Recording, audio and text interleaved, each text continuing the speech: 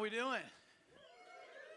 Man, I tell you what, I am so excited about what's going on, it's so funny seeing Mike up here talking and taking shots at me. I'm kidding.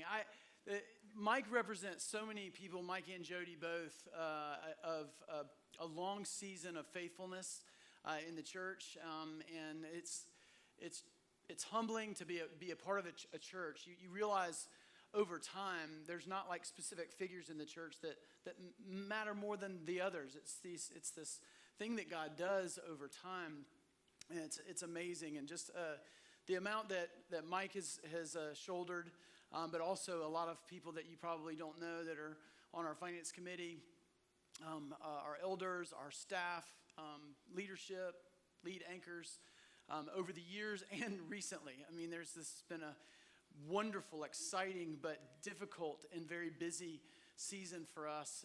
And it really is a representation of the church. And in each season it changes, and God uses there's more people that God's bringing, and more people that have impact in the kingdom of God through Ocean City Church. And it really has been just this beautiful story that God has been writing, and that honestly, me and my family have got to kind of sit in the stands in many ways and watch people be used by God in powerful ways. And when I think about, what God's doing, this week we're talking about just the building and the idea of why would we build and what would it look like. I mean, I think in your seat back there's a whole thing on the local campaign. It's a one page, kind of gives you an idea of what we're doing, the progression, why we're doing it. Like, why would we make this move? And I started thinking about how interested I am in the building process, like I have been, for a long time, and how spaces are kind of created. But one thing I really dig is music venues. I don't know if that's anybody's thing, but walking in and seeing how they're set up. I'm into music. Like I grew up going to concerts as a kid, and I think that's probably had an impact on me in the future. I didn't even know, like my parents when I was 4 or 5 years old would take me to see Steely Dan or Crosby, Stills and Nash or the Eagles and back then I didn't know. You're seeing Fleetwood Mac and you're like, oh, we're going to another concert. Now I'm like, I wish I could go back there and remember exactly what that experience was like. But grew up in that, and we've done the same thing with our kids and brought them to shows, and whether they liked it or not. And we found out they really like it, and that's kind of our house is music. So when I go out on date nights with Beth, we'll go out to eat sometimes. Sometimes we'll eat at home, and we'll go just somewhere and listen to music. And recently we found a small music venue down here at the beaches and loved it. And my wife will tell you, when I go into a space, I grew up, my mom, interior decorator, designer. It's kind of in the DNA. So I always look and see how it's set up, how it's decorated. I know I'm going to lose my man card. I like throw pillows. I confess. I just do. And I walk in, and I'm usually for 10, 15 minutes, I'm just distracted by just the surroundings. I want to check it out. I want to see why they did what they did, whether it was good or bad. Sometimes it's not.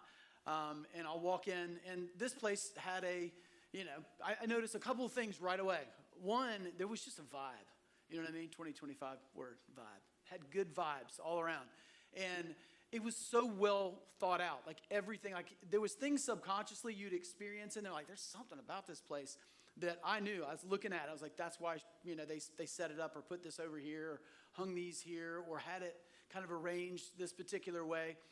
So there was an unbelievable vibe. The other thing is part of the vibe was very intimate. Like you could go in there and listen to, and they're picky about who they have play there. Like you don't just get some dude that's been trying to make it for 45 years and he's all right. No, these people are really good. Like the last vocalist that I heard there, her voice was like 3 instruments. I mean, she was fairly good at guitar, but sang just like an angel.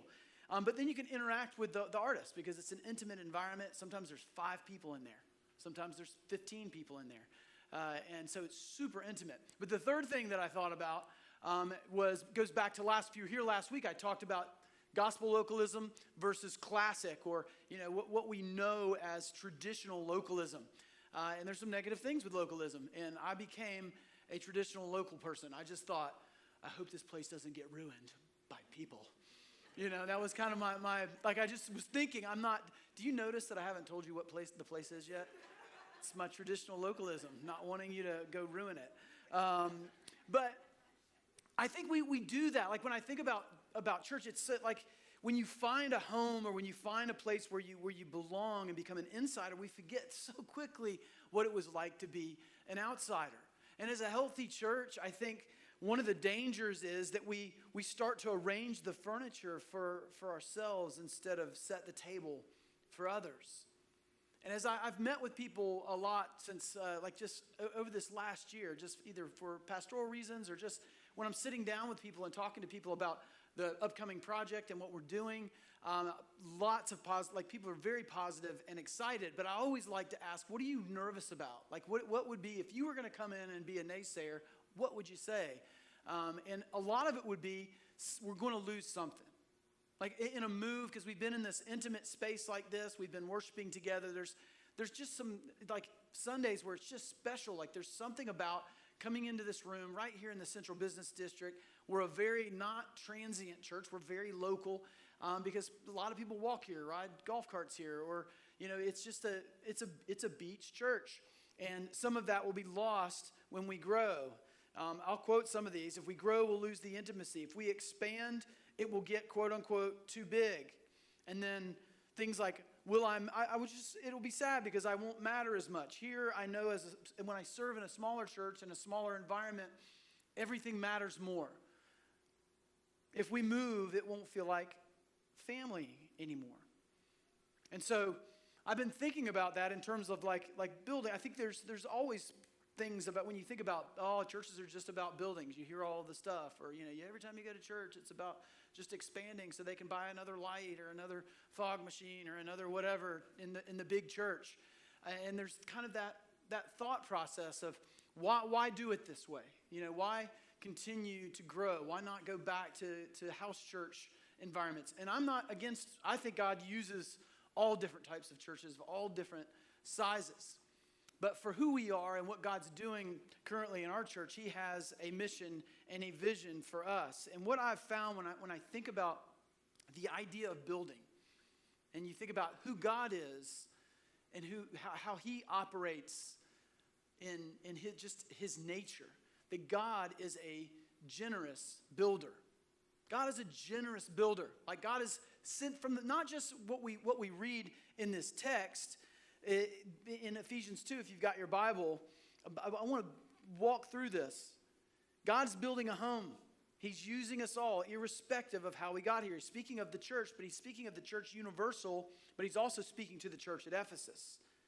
He's reminding them of how this church is woven together, who Jesus is and who these people are in reference to what He's building. He used the apostles and prophets for the foundation. For us, that would be the Word of God is the foundation. We don't ever want to lose that. Now He's using you. I've said this many times in here. What? You are plan A. This isn't a handful of people. We come and we attend church. No, you belong here. You're a part of that's why we call this a house and not just a building that you attend. Now He's using you, fitting you in brick by brick, stone by stone, with Christ Jesus as the cornerstone that holds all the parts together. We see it taking shape day after day. I love that last statement in the Message. We'll look at it in its actual translation in the NIV a little bit here as well. But that taking shape day by day lets you know, like there's no end in sight. Like there's this thing that's growing, this thing that is happening. And it's really what we see when we look at who God is from the very beginning, that He's a generous builder. God didn't have to create everything, but He did, right? I love what Jonathan Edwards says. Just amazing theologian about the Trinity, because I think that the Trinity is hard to conceive of, the Father, Son, and Holy Spirit. We know those terms, but trying to figure that out in your head. But think of it as a wonderful, selfless community where the three parts are constantly serving the other in glory. So they have the relationship. There's nothing that God needs. Didn't create people because He needed them. So why? Why would God, a sovereign God who has everything that He needs, completely self-satisfied, Why would he create? Well, Jonathan Edwards says that in this generosity, this God that is together, that the love and the community in the Trinity, it's spilled out over the canvas of creation. I love that imagery because God's creating to be generous, to give to those who aren't even there yet.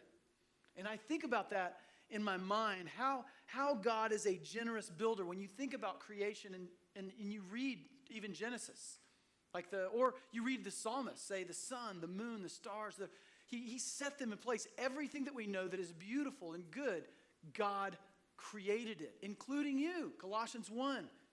You know, everything was created by and for him. That means everything, which you're included. He created everything, him being Jesus, the active force in creation. So, if God is a generous builder, I want to see how that is reflected in his design. God's a generous builder. How is that reflected in his design? So number one, God's design, when he builds, always points to him and makes room for you. It always points to him. Everything is always about his glory. But when it's about his glory, it is always going to be for our good. So when we're pursuing his glory, it will always be our good. And it's the same way as God is a placemaker. Look at the Garden of Eden. The Garden of Eden was put in place for God's glory. But what else was it? It was a place for Adam and Eve to commune in the presence of God perfectly. So God's design always points to him and makes room for you. Paul said to the Romans about how creation points to the Creator. In verse 19, he's telling the Roman church, there's a problem that you guys just see the creation. You're enamored with the creation in and of itself. Why aren't you asking the question, who created this? And he says, since what may have been known about God is plain to them. He's like, they should know this because God has made it plain to them, speaking of creation. For since the creation of the world, God's invisible qualities, his eternal power and divine nature have been clearly seen, being understood from what has been made.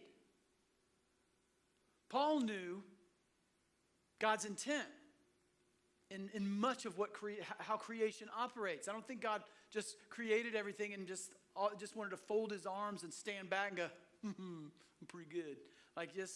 There's always a purpose in it. I think God God's an artist. God is about his glory, but also about leading people to what's most important and most valuable and leading them to the purpose of their creation, wanting them to walk in that purpose because that's where joy is going to be found. So that not just dual purpose in creation, but multi-purpose in creation. The Apostle Paul says, hey, everything that we see, everything that we experience is leading us back to the Creator. And I love that because I think that, as somebody that I appreciate design and space. When I walk in and I see it put together perfectly, I'm thinking to myself, who did this? Who put this all together this way? Who thought this out? Or I just want to know, I don't really want to tell them if it's terrible, right? I'm just like, man, who did this? It's terrible. Hallways this narrow. Jody wouldn't like that. So she knows space. She can design space.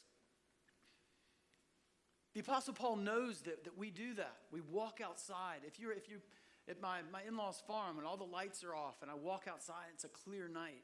You just look up at the Milky Way. Instantly, there's something in your subconscious or maybe even consciously you start to think, how could anybody not believe that there's something behind this? Laird Hamilton, who is a pretty famous free surfer, said this about growing up surfing and being in the water. He says, when you grow up in the ocean, creation is too amazing to avoid. You just can't get away from the beauty of nature. It's impossible to not be at least open that there is a grand architect. There's a plan. He's a recent believer, and he's talking about his kind of road back into faith. And he's like, it wasn't a huge step for me to see, because I saw how God built everything, how he creates everything, how everything is put together so intricately, and all of it points to him. But every time God builds space, he does it for the people that aren't there yet. He's doing that over and over and over again. God is a place-making God. We see that through Scripture. We saw it with the Garden of Eden in Genesis chapter 1 and chapter 2 as God puts everything and lays everything out. But even after Adam and Eve and the human race rebels and gets removed from the Garden of Eden and two fiery angels at the east end, what does God do? God creates a space and a place to lead them home. A shadow of what the reality of Jesus that would come. He creates the tabernacle and the temple. And he does it beautifully and intricately. Isn't that interesting? Have you ever thought about that? Like there is a sense of, if you read in the Old Testament how the temple was put together. I mean, it's not just like a one-pager. Like there is some detail to the temple and how and it was very specific. And they had to, it was a legal, holy way of putting the tabernacle together and putting the temple together. Intricate, artistic, and beautiful design. But the purpose of the design was to lead them where? Into the presence of God, into the Holy of Holies. It starts at one end in the outer courts and works its way all the way from the east end and into the Holy of Holies, beyond the curtain, into the presence of God. God's always been about creating to lead people back home and to himself. So, God's design always points to him, but he's always making room for you. It makes me think of Luke chapter 5 when they tore the roof off of the building to get their friend in to see Jesus. I mean, this is how it relates to us, that we get to be a part of making room for others. Jesus has been followed all over the place at this point, and he's got a room packed full of people, and these guys are bringing their friend who needs healing. He's lame. They bring him on a stretcher. They're like, we can't get him through the doorway. Too many people in there. What do? They rip the roof off, and they lower him down to see Jesus. And it makes me think of the church. It makes me think of Ocean City Church because so many of you have done this. If I can just get this person orbiting around the things of God, orbiting around Jesus, God will do the rest. And that is so true. So many of you are evangelists and have done an amazing job. But God is always creating spaces and making places where we can orbit around Jesus and where people can find their way home. Secondly, not just God's design always points to him and makes room for you, but you are part of the design. He's fitting you in brick by brick, stone by stone, with Christ Jesus as the cornerstone. So you're part of the design. You are plan A. And God's been doing that since the beginning of Ocean City, since we were 8 or 9 people. And yes, some of you are surprised. You're like, it started with 8 or 9 people? Yes, it did. Very small. And there was many times along the way we didn't know if it would continue or move past just being a Bible study. I mean, there's just this incredible story of bricks along the way that God has used. It's interesting when you go and you look at the Koine Greek in the translation of Ephesians chapter 2, that fitting in portion, the language in the Greek kind of leads you to specificity, like that it's not just, referring to like, okay, there's thousands of bricks that look exactly alike. The idea in the language is that they're individual bricks that are fitted in specifically. Does that make sense? It's like, oh, just hand me a brick. If that one doesn't work, I'll take another brick. No, your brick matters. Your story matters. And it's made me think, a lot of people in the room, some remember the journey of Ocean City Church, but I want to kind of take you on a little bit of a journey of the history of OCC. Is that okay? Yeah, okay. Kent is a perfect person because he was around in the early days when we were just a community group. And we had some people, and what's funny is we didn't tell people because I think I was nervous to even say the words, I'm going to be the pastor of a church plant. I was on staff at River City Church, and we had a community group in town. We moved it out to the beach and added some beach people to it, which was like sly for, we're going to start a church out here. But we called it a community group at the beach. So we told people, we just said, hey, there's a location change. We're going to move our community group out here. And that was kind of the genesis of beginning things. The first place that we ever met was at the Viangers. You probably recognize some people. Or at the McFerrins. And there's Darren and Kathleen Vianger and Joe. We're sitting out back on the patio, which is where we ended up a lot because there was no room in the house. And we did different kind of hangouts and things like that in the early days of the church. But we met at, does anybody remember how many times we met at the McFerrins? See if anybody's in here that remembers. One time. We met there one time because there just wasn't any room. Go to the next slide. I want to say this too. One of the things we did before we really started gathering as a church on Sunday mornings is we started meeting at the Carver Center Thursdays from 3 to 5 to do tutoring. We wanted to connect with the community, and this started straight away. I love this in our history that in 2010, we were, look at that, Johnny Walker. I don't know, is he in this? He wasn't in the last gathering or this. He might not go to heaven. He was around. He was our intern back then. What's amazing is he's left. He moved. He's been around the world. He's come back, and he's a city group leader here at Ocean City Church. He was just a young man trying to find his way, and he was a big pain in my keister as an intern.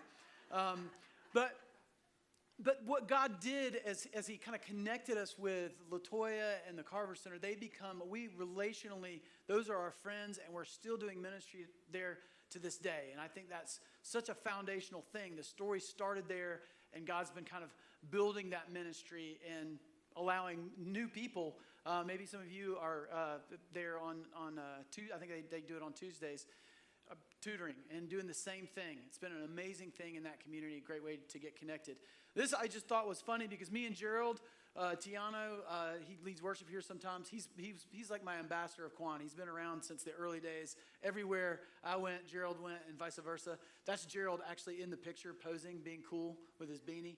We used to just like digitally tag buildings to hope. Like we thought that's gonna be our church building. So then we'd put a digital thing on it, and we'd look at the picture, and we would pray over it and go, that's going to be our space. It wasn't. That's right over there by the pavilion. I think there's a little like Christian coffee shop that's there at the pavilion. We did Easter sunrise gatherings straight away. I remember seeing all these people and thinking, we need a building right away. And then next week, we had like 9 people, so we really didn't need a building.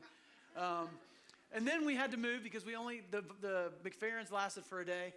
We moved to the Viangers. They had a really nice house in Neptune Beach that had space. I mean, we could have grown to be, probably 150 people in their house. I'm kidding. Don't tell Darren I said that. It was a big house, though. And the kids were in the bonus room. You think this is, when they're over here and they're getting crazy, is noisy? They were in a bonus room at Darren's house, and it was pretty rowdy upstairs. The funny, that's Gerald right there. He's almost in every picture. It's so funny. When we did this, I would kind of be tucked back in the corner, and if I was the one teaching that Sunday, everybody we'd set up all the chairs and gather around and kind of make it church-like. I remember one time somebody just came and saw that there was a pool in the back, just stripped down into their shorts, jumped in the pool, and opened the window and listened to the sermon from the pool. I was like, this is church. I just thought, and I wasn't mad about it. I was like, man, that might be a new thing. Next week, everybody bring your swim trunks for church. Now this is something I just couldn't take it out of the group of pictures. Does anybody remember the Atlantic? Any local people remember the Atlantic? Yeah, some of you don't want to raise your hands. I went there, I used to dance and do my thing at the Atlantic. We did a fundraiser there. The earthquake back in 2010 in Haiti was devastating, and we had a lot of people we had some people that were in ministry at the time, working for Mission of Hope, and we found out they had this huge need for prosthetics, and we just thought, hey, let's jump in and do our part. So it may have been in bad taste, but we did, to raise money for prosthetics, the Shake a Leg dance tournament at the Atlantic. You should have seen the graphic I couldn't even put up there because I would have gotten canceled. I just had to put that in there. I didn't have 9, didn't get that. You're welcome, Mike talked too much smack this time. I just said, I'm putting that in there. Look, he doesn't look any different. How does he do it? Him and Jody, they're just, how old were y'all there? 24. Look at that. Eden was just a twinkle in her eye. Not even, just sweet, man. I tell you what. And that sunrise again the next year, we did it again. And we moved on to, let me see where we ended up in the next. Okay, so we ended up, this is my house. The Viangers ended eventually because they betrayed me and moved to Ponte Vedra. and we couldn't use their house anymore. I'm kidding. I love them. So we moved into my house, which was hot and sweaty, but awesome. God did so many things. There was people when we moved into my house that thought we need to just stay here forever. Now, my wife was not one of them. But a lot of people thought, this is real church, this is the way to do it. But there was other people that were my friends that were like, we're coming to your church as soon as you get a building. Like they wanted nothing to do. They're like, you don't have children's ministry. Like, you don't have any. We did, but it was like a mile and a half away at the McFerrins. People would drop their kids off there. Wasn't very efficient. The check-in system was just not up to par. But we would do it. We did it. There's Gerald again. Balcar used to fall asleep on that red couch because he worked nights at UPS while I was teaching. It was like clockwork. And this was a frustrating time in the Ocean City church life, so I brewed beer. And look, I made the label for it. It was fantastic. Sometimes pastors do. I mean, I found out that Martin Luther and his wife, they brewed really good beer, so I thought I can do that too. And we did it. Some people want to bring it back and do the beer brewing thing. So I quit drinking the brewed beer, and we found a space and toured it with my family. And we thought, isn't that beautiful? Isn't that place just look amazing? I mean, when you're a church planner, you're just like, dude, that has just got church written all over it. So we said, I'll take it. And we signed a lease, and we started right away kind of doing our own, we needed to find a space fast so I could afford new shorts. And we started pulling the paper off and doing this. Gerald, I couldn't help but show him with all that beautiful, glorious hair and those sweet boots that he used to always wear. And there's Danny Strickland. Danny, you in here anywhere? Raise your hand, Danny. Look, raise your hand. There's a brick right there. Been around 15 years, brother. I love it.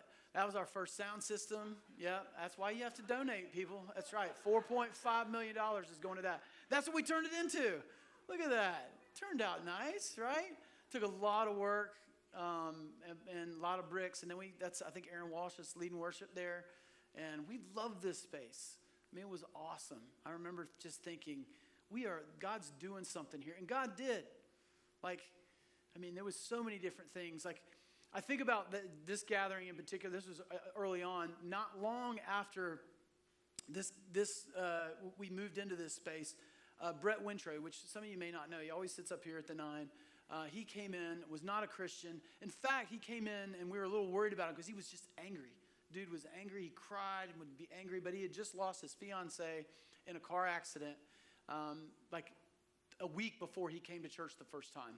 And he was just broken and lost and frustrated. And most of his Sundays were looking up going, I'm not happy with you. But he's been here ever since. And he's a brick in our story. We did baptisms in that space. My daughter, Ella, was baptized right there. I should have gotten a sweet picture of her being baptized in the ocean room. We managed that space as well. We did Christmas gatherings in that space. We did events in that space too because the owner of the space said, hey, do you mind managing the events that are here too? I'll give you a break on rent. And we had no money, so we said, sure, we'll do it. So the night before, there would be oil wrestling, stupid things that they would use the space for. That is not an exaggeration. I remember Balcar used to help run the events. He's like, dude, you need to splash some holy water around this place before we have church because I don't even know what happened last night. It was that way. Sometimes we'd come in and there would be PBR beer towers on every single table, and the cleaners had forgotten to come, so John Walker, our intern, had to clean it up. I'm kidding. We all did. I remember the band was one time. It was the bass player was in there pulling cans out of the toilet before we had church. Sunrise service again. This is where we learned that you actually have to check the tides for every Easter gathering to make sure you know how to set up because we're all jammed up. But it was a beautiful, beautiful morning. Okay, stop right here. So what happened at this point was I got a phone call from the landlord that said, "You've got 2 weeks to get out of there. We're knocking the building over in 2 weeks. We've sold it. It's going to become a retirement community place." And we're like, uh-oh. And it was just getting our footing. You just got 100 plus people coming. You're doing your thing. You're kind of in the rhythm. And then all of a sudden that happens. And I remember I was coaching football with I-9 and with this other guy, Ben, I used to talk to about football and hang out. We didn't talk much beyond that. And then I said, he asked me, why are you moving practice to Thursday from Wednesday? I said, well, we just started a Bible study on Wednesday. He goes, oh, you go to church? I said, yeah. He said, where do you go? I go Ocean City. He says, I'm the pastor at First Baptist. I said, oh my goodness, well, I'm the pastor at Ocean City. He goes, oh wow, that's great. He's like, what's going on with your church? I was like, well, we don't really have one. Can we have yours? And he found out what was going on with us. He said, hey, he goes, we're trying to get back on our feet too. We have what you don't have. We have lots of space. And you can take the fellowship hall Sunday nights and do whatever you want with it. And they let us kind of rearrange it, make it, just update it a little bit with lighting and some other things. And we started meeting there 2 weeks after that. That was the outside of the building. And then check out. There you go. Look at that. We started doing church Sunday night. Now, we shrank dramatically going from Sunday morning to Sunday night, which was sad, but, we had to trim the fat. I'm kidding. That's a Danny Strickland right there. I think you even said that. Like when I was kind of depressed, Danny's like, it's okay, Derek. Have one of your brewed beers and just know that God's trimming the fat. So we met there, and I remember several times being in that place of wondering if we were going to continue because, you go from kind of moving in a certain direction to going the other way, and there'd be like 50 people on a Sunday or 55 several times. Leslie remembers, we're like, why is it always 55? What's God trying to say? What is Isaiah 55? We were just trying to figure it out. But to me, 55 was just depressing. But then I'd have people every Sunday after church come and talk to me about how God was moving through the people at Ocean City and what God was doing in those moments. I remember somebody coming to me that came the very first time. The guy, my mom had invited him, had really never been to church like since he was a kid, and came, tears in his eyes. I mean, he was in prayer ministry, just super tall guy. And he said, this place is amazing. God's doing amazing things at this place. He goes, we barely found it. He goes, but you need to get out of this building. And I'm like, okay, why? He's like, because we rode around it like several times. I just thought, based on the description and the invite, this is not the church, one. And he also had baggage with church, and the steeple and everything bothered him. So he's just like, you need to get out of here. This doesn't fit the community or the vibe or the whatever. And we loved the Baptist church and thought it was amazing, but it definitely was not the place that God had for us. And then my mother-in-law, she puts like Jesus here, and the Baptist church is like just barely below Jesus. Like she loves and she told me, she goes, Derek, your church is you need to get out of here. Like I remember when she said that, I was like, we've got to figure it out. So we had always been searching. Like when we got to this place, it was always, but we really hit our knees and started praying, and then started pleading with our church, the bunch of college students and singles that were still left. Like we're going to move, and we're going to need everybody to jump in. We're all bricks in the story of God. And a guy I knew called me and said, hey, that space that used to be the Goodwill and the driver's license place that's over there? We used to dream about this space. Like we used to come by here and look in the window and like, God's going to give us this. We're like, it's a block from the ocean. This would be the most expensive piece of property ever. Anyway, he said, hey, I know your budget. And look, we signed a lease on that bad boy. Yeah, everybody thought I was crazy though. Like people were like, you got no people yet, and you're signing a lease on something. But we had negotiated the lease down to less than $9 a square foot, which for beach people to be a block from the ocean at less than $9 a square foot, even in 2014, was ridiculous. Now, the lease did go elevate. Flew a drone, took that picture because I was so proud. We had just put that sign in, that 6-foot OCC sign. It's lit up at night. And I thought we were going broke because we spent $3,000 on that sign. But we also hadn't gotten our variance to be inside the Central Business District. We found out we're 12 feet inside the CBD. And so we had to go to a city meeting, and I thought, okay, we'll just do that. We'll get approved. Well, they wouldn't even give us a variance meeting until we got an attorney involved that said, you have to give these people a variance meeting. You're using the local ordinances that were created for churches and schools to protect the entertainment district, and that's not the way that those are written. So they then said, okay, attorney, we'll let you have your variance meeting. But we found out we were going to do all no votes in the planning commission, like when we were getting ready to go to the meeting. And I didn't say this at 9, but I was thinking, this is it. Like, this is, I'm going to have to, pay the church back the $3,000 for the sign, and we're going to close shop. And going there, and I remember Aunt Lee Fowler and my wife just looked at me and literally did the, get yourself together. We're praying right now, and it's going to happen. Like, they were like, get it together. I was like, I'd called one of the city council, and they said, it's all no votes. I just want to let you know before you go in there not to get your hopes up. And then everybody from River City Church showed up. Everybody from OCC. We packed out the whole place. And I spoke for like an hour and a half. And just God, the Holy Spirit showed up. And then one by one, I remember Terry Deloach. I don't know if any of you know Terry. Terry was head of the Planning Commission at the time. Bill Mann was the city manager. One by one, they all were like, I'm down with it. I'm down with it. All but one ended up voting yes. Georgette Dumont was the only no vote. And I remember Matt Odom at the very end of it, because I think she felt a little bad, like that she was the only dissenting vote. He said, we love you, Georgette. And then everybody cheered, yay! And we got it. And God did so many things. And we had this space. And that's the foyer. That's Gerald. Very happy. So awesome. So many bricks. So many people doing so much to make this space what it was. There's Danny again. Remember the bathroom? Remember when you cut your thumb? Look, we dedicated that build. That's your room. That men's bathroom, it's the Daniel Strickland room. We got a little label in there. It's fantastic. And there's first gathering right there. I was so excited that I took another picture. That was from the back. And then, wait, there it is. Check it out. That's why, see, we weren't as full as it looked. The other one, I kind of took the trick photography to make it look like we were already full, but we weren't. That's my in-laws. That's my friend Mark.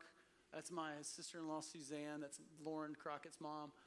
So I had we called people from all over the country to fill this space to make it look like we had people in here. And I was pretty excited. That was probably the only post I've had on the internet in the last 10 years. But God's used so many stories. Like, these bricks are stories. And it's all along the way. You think about what wouldn't have happened and who wouldn't have been a part of the OCC story and a part of the story of God had we not moved. Like, I think about Brett. Like, Brett is such an integral part, at least for me personally as a pastor, of the story that God's kind of breathed into OCC, of his grace, of his mercy, of his rescue, the resurrected marriages, the things that have gone from death to life, the individuals that have been baptized, the things that have happened here over and over again leads me to my third and my last point, that in his design, more always means more. More always means more. Like, I think sometimes we think, is it going to get ruined if we change and if we grow? That we're going to lose something, that it's going to be less. But with God, more always means more. God's not the God that comes and says, okay, if you sow into this, he's going to take things away from you that are important to you. That is not the way that God operates. More means more. I think about my kids. Jack, my oldest. All oldest kids at one point were an only child, right? They were, and they kind of center of the universe. It's what they think. They don't realize another one's coming at some point. These people aren't done.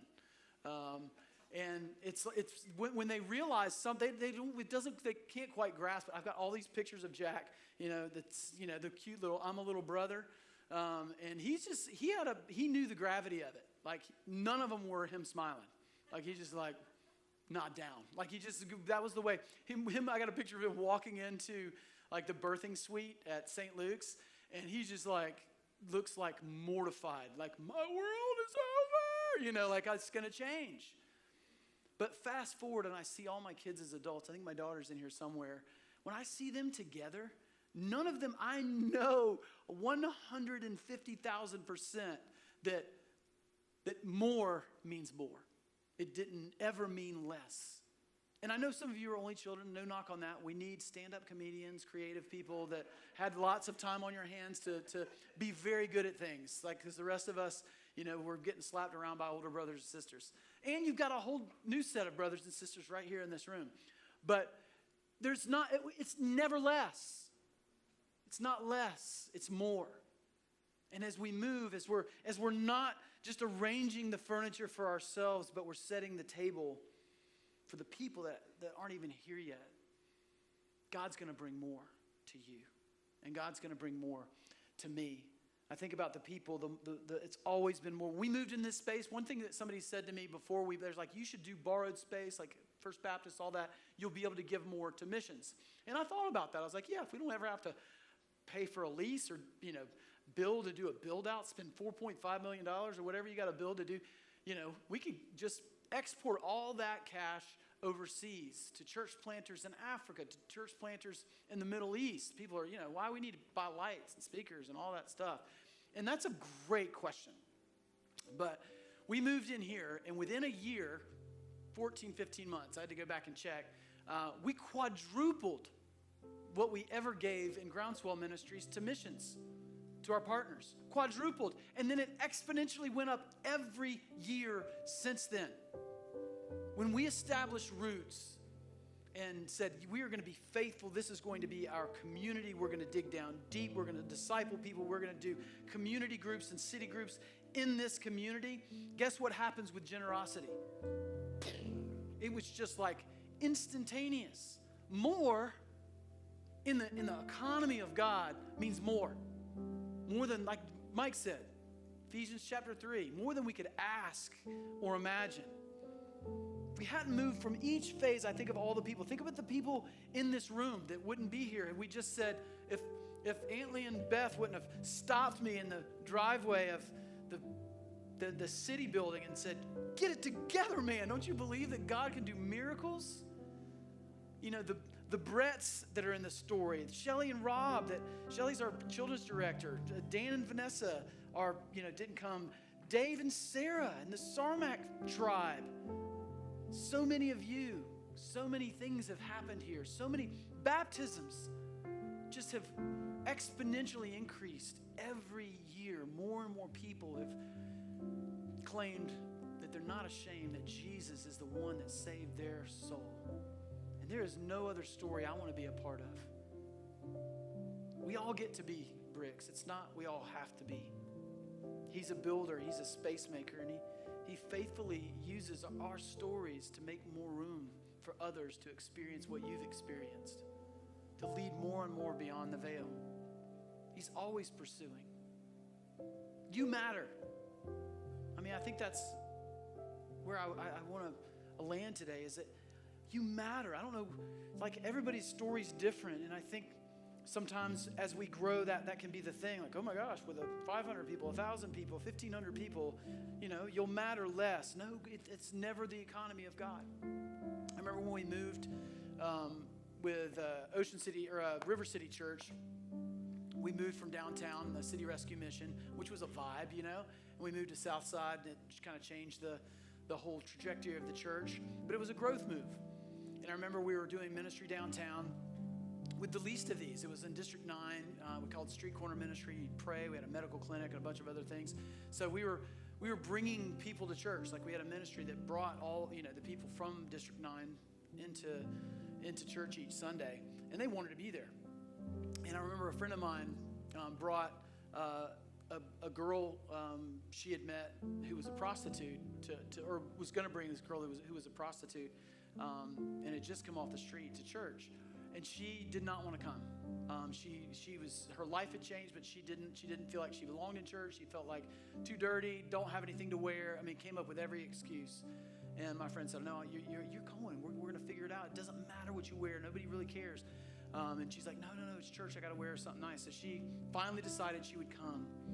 And she put on this, church dress, like flowers and just, all the way down to her feet, and was mortified coming into church. And she comes in the front door of River City, and I was with Beth and had already checked Abe and Ella into kids ministry, or Jack and Ella into kids ministry, and Abe was still standing with us. And Abe, 3 years old at the time, my son, runs up to this woman, and we're like, what is he doing?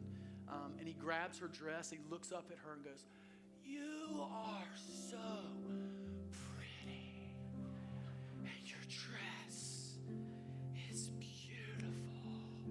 And she just sat there and just went, right there in the lobby.